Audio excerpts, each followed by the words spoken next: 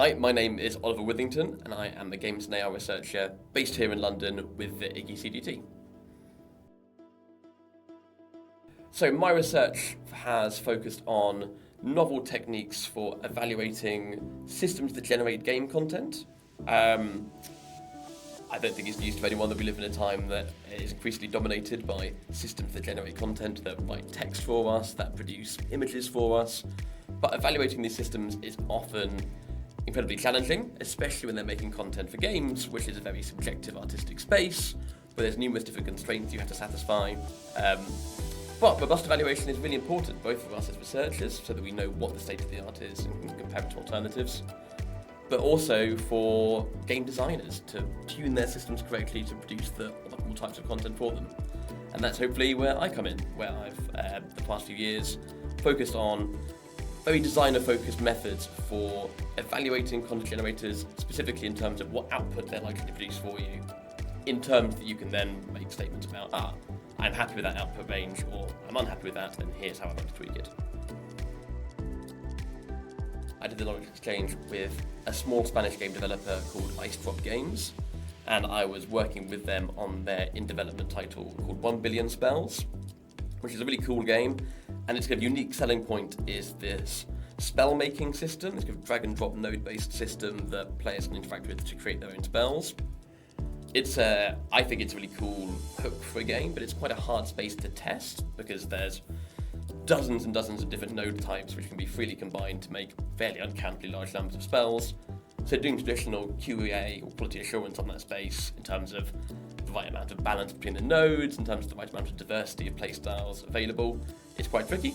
And that's where I came in, so I worked with them to produce a spell simulator system and visualization tool for exploring this space. This was incredibly useful for me to kind of road test some of my ideas and the ideas of my colleagues on a in-development commercial title and get more of an idea of where our techniques can fit in a kind of more traditional development cycle. And I think it was very useful for them, both to get sort of concrete insights into which bits of their system are poorly balanced or overpowered at a given point in time, but also how more generically to implement this kind of visualization technique. I think we were both pleasantly surprised by how quickly this approach was to spin up. Like in a matter of weeks, we had interesting data being produced, even though it was only me working solo on this very small game project. So yeah, very cool part of the PhD. The people, it's the most important thing to me.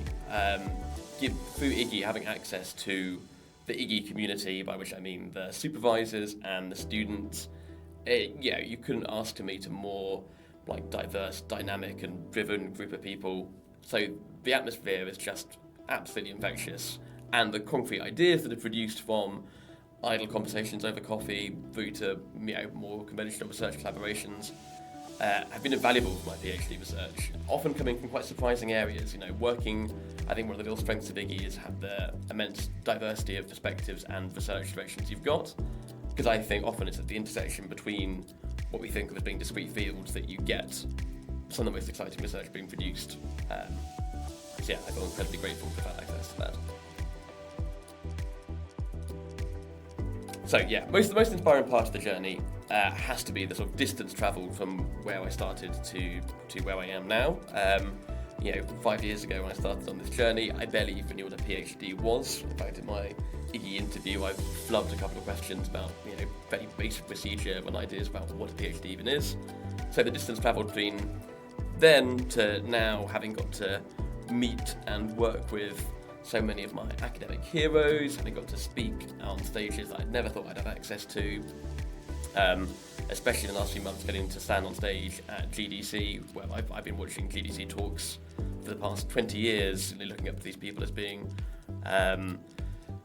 thought leaders and industry titans. So getting to share that stage, even though it was absolutely terrifying, was magical. And I think when you're in the PhD grind, it can be hard to appreciate how much you are growing and learning. It's only when asked a question like this that you get a chance to sort of reflect back and see the immense distance travelled in, not a short amount of time, but can feel like a short amount of time. Yeah, thank you so much for listening to me, and if you are going to be at Develop in 2025, please find me on the convention floor if you want to talk anything proc gen and games, or anything besides 2. Please seek me out. I'd love to chat to you.